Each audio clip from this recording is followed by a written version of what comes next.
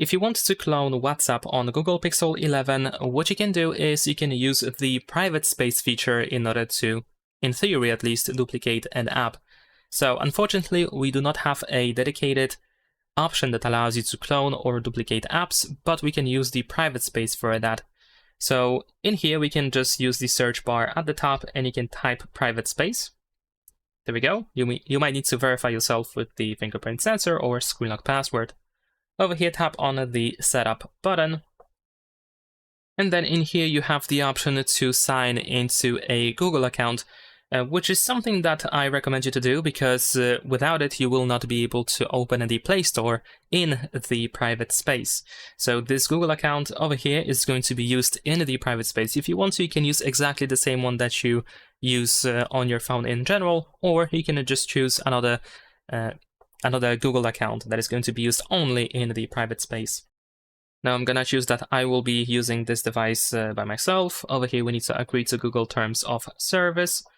And now we have the option to, of course, create a new password just for the private space, or you can use the screen lock password. Now, since I currently don't really care about the privacy of the cloned WhatsApp, I just care about duplicating it.